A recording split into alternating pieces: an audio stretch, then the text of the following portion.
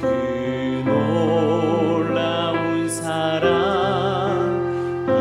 잊지 못해. 세상 즐거움 다 버리고 세상 자랑 다 버렸네. 주 예수보다 더 귀한 것은 없네. 예수 밖에는 없네. 주 예수보다 더 귀한 것은 없네. 이 세상 명예와 바꿀 수 없네. 이전에 즐기던 세상 일도 주 사랑하는 맘 맺지 못해. 세상 즐거움 다 버리고 세상 자랑 다 버렸네. 주 예수보다 더 귀한 것은 없네. 예수 밖에는 없네.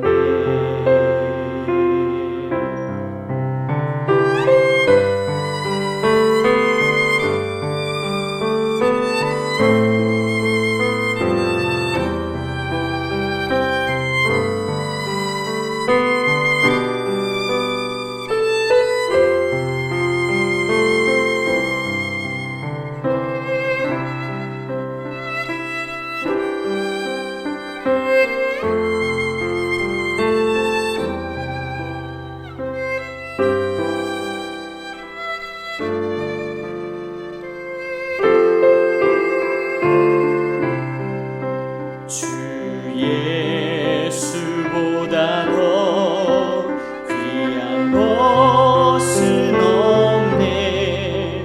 이 세상 행복과 바꿀 수 없네. 유혹과 핍박이 몰려와도 주 섬기는 내 맘 변치 못해. 세상 즐거움 다 버리고 세상 자랑 다 버렸네. 주 예수보다 더 귀한 것은 없네. 예수 밖에는 없네.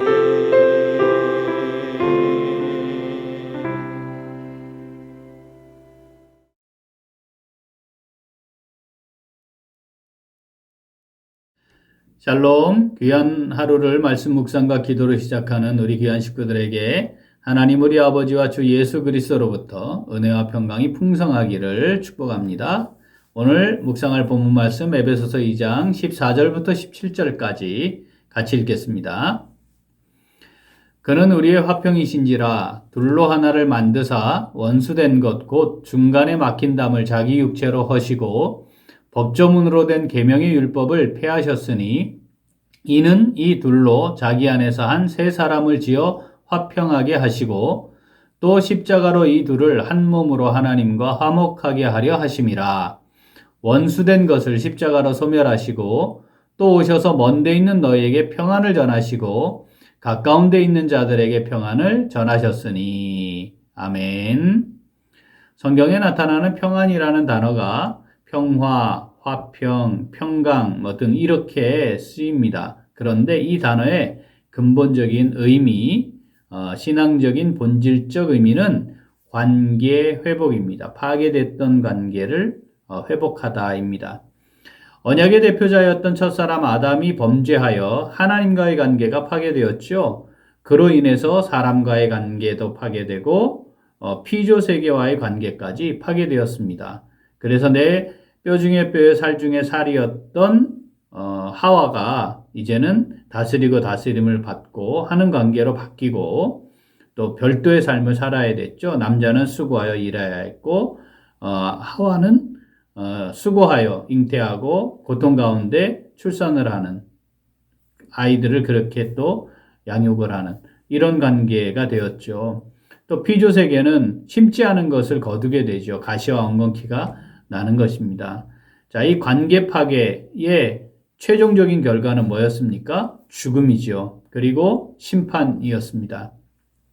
자, 이로 인해 사람들에게는 근본적이고 공통적인 불안이 내재하게 되었습니다. 불안 가운데 놓이게 된 것이죠. 내일 어떤 일이 일어날지 모르고 미래가 어떻게 될지 알 수 없기 때문에 발생하는 근본적인 불안입니다. 사실 이것은 죄가 없을 때에는 하나님이 전적으로 책임짐을 온전히 믿기 때문에 문제가 되지 않았는데 이제 죄로 말미암아 이것이 불안, 근심의 대상이 되고 또 그 이후에 언제일지 모르기 때문에 죽음이 그 이후에 찾아오는 심판이 근본적인 불안을 가지게 만드는 것입니다. 종종 나름대로 자신의 삶을 잘 계획하고 또 기대하는 대로 이루어서 큰 불안함 없이 살아가고 있는 것처럼 보이는 사람들이 있습니다. 정말 이렇게 많은 사람들의 부러움을 사는 사람들이죠. 그런데 사실 따지고 보면 그들에게도 피해갈 수 없는 불안함이 있습니다. 그것이 죽음 그리고 그 이후의 심판입니다. 이 두 가지 상황을 피하거나 벗어나는 것은 불가능하기 때문에 시간이 흐를수록 사실은 모든 사람들이 불안한 가운데 놓이게 됩니다.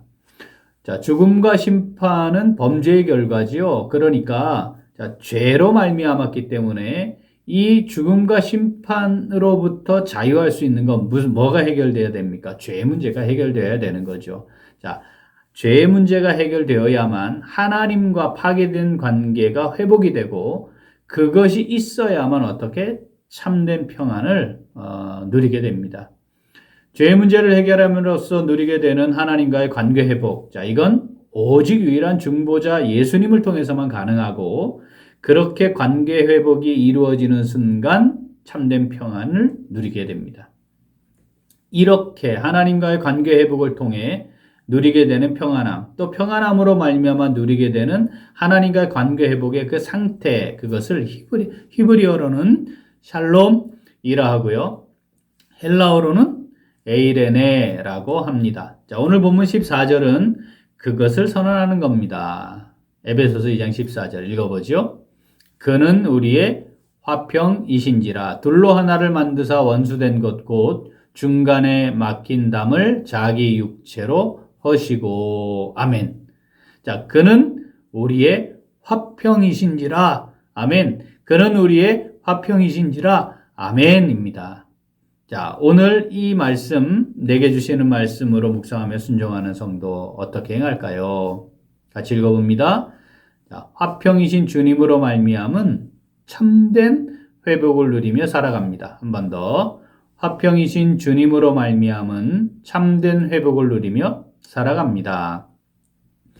구원의 은혜를 누리는 사람이 되었다는 것, 예수님을 삶의 주인으로 모시고 살아간다는 것은 세상이 말하는 것과 근본적으로 다른 참 평안을 누리며 살아갑니다 라는 말과 같습니다. 그래서 부활하신 주님께서 제자들에게 찾아오셔서 그 제자들을 향해 하신 말씀, 반복해서 하신 말씀이 바로 평안이었습니다. 자, 우리가 성경 몇 구절 읽어볼 텐데 처음 제자들에게 주님 공개적으로 함께 있는 자리에서 나타나셨을 때 하신 말씀입니다. 자, 요한복음 20장 19절 읽어보죠. 이날 곧 안식 후 첫날 저녁 때에 제자들이 유대인들을 두려워하여 모인 곳의 문들을 닫았더니 예수께서 오사 가운데 서서 이르시되 너희에게 평강이 있을지어다. 아멘.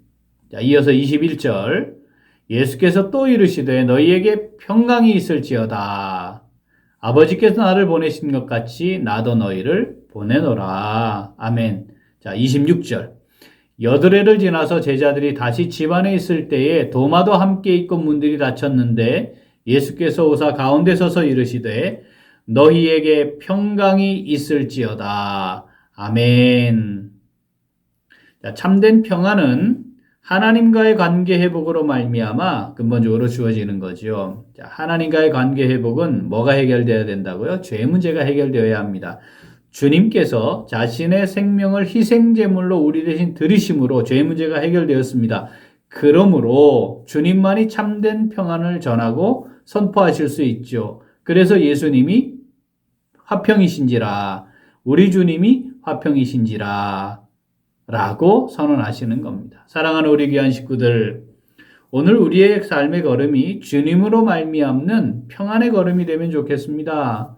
주님께서 우리의 죄 문제를 해결하셨습니다. 그로 말미암는 심판과 멸망에서 그것으로부터 자유함을 얻었음을 우리의 삶 속에서 누리며 살아가면 좋겠습니다. 더 나아가 하나님의 아버지가 되시고 주권자가 되시고 인도자가 되시는 그런 관계로 회복되었습니다. 자, 이것을 우리가 누리며 살아가면 좋겠습니다. 예수님이 화평이시기 때문에 우리에게 주신 평안함 때문에 그것이 가능합니다. 그렇게 하나님과 관계가 회복된 것, 그것을 믿음으로 고백하며 누리며 살아가는 성도들, 그 참된 회복을 누리며 평안함 가운데 살아가는 성도들이 하게 되는 고백이 성경에 기록되어 있습니다. 우리 같이 한번 읽어볼까요? 자, 시편 3편 5절 6절. 내가 누워 자고 깨었으니 여호와께서 나를 붙드심이로다. 아멘. 자, 천만인이 나를 애워서 진친다 하려도 나는 두려워하지 아니하리이다. 아멘. 시편 46편 1절부터 3절까지 같이 읽어봅니다.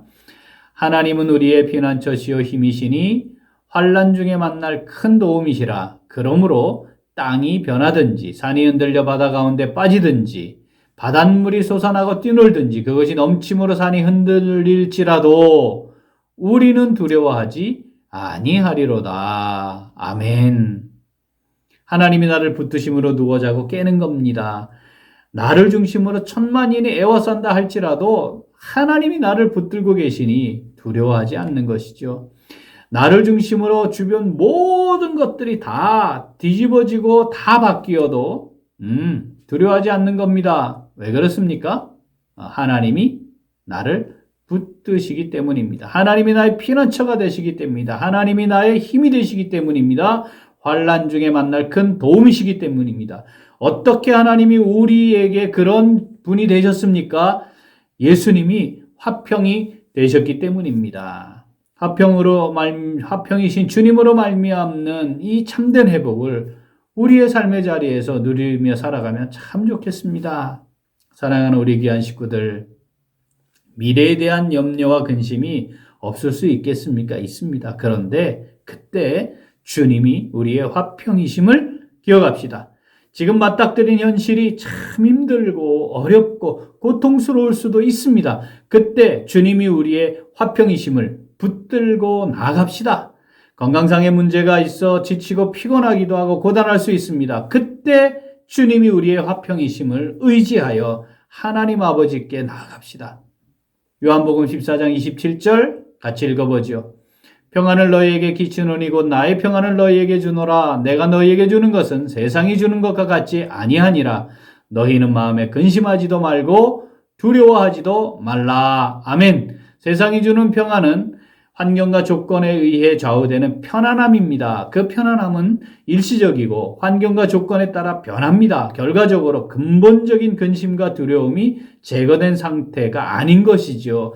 그런데 주님께서 우리에게 주신 참 평안은 그 모든 것들을 초월한 것입니다.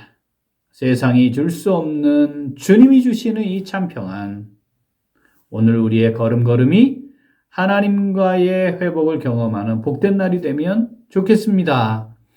우리가 남은 날 살아가는 동안 이 주님이, 화평이신 주님이 나를 하나님과 관계를 회복시켜서 하나님이 내 인생을 책임지도록 하셨음을 붙들고 화평이신 주님 의지하여 하나님께서 인도하심에 따라 하나님 앞에 귀하고 복된 믿음의 삶, 복된 삶 우리 다 함께 누려갈 수 있게 되기를 간절히 소원합니다. 아멘. 기도하겠습니다. 아들 예수님을 속죄제물로 보내주셔서 참된 평안을 누릴 수 있도록 우리를 구원하시고 인도해 주시는 하나님 아버지 감사드립니다. 화평이신 주님으로 말미암는 참된 평안과 하나님과 관계 회복이 무엇인지 깨닫고 마음에 새기게 하시니 감사드립니다.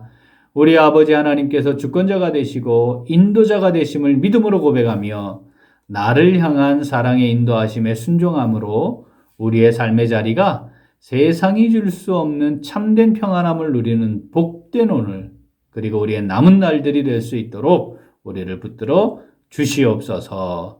감사드리며 예수님 이름으로 기도합니다. 아멘. 오늘 도고 기도는 청년 1, 2부를 위하여입니다. 먼저 청년 1부를 위하여 기도하겠습니다. 김연결 강도사님, 이진규 집사님과 간사님과 임원들을 중심으로 예배와 교제, 공동체 안에서 사역을 통해 하나님의 사랑과 은혜를 체험하고 서로 지체로서 아름다운 섬김이 있도록 기도하겠습니다.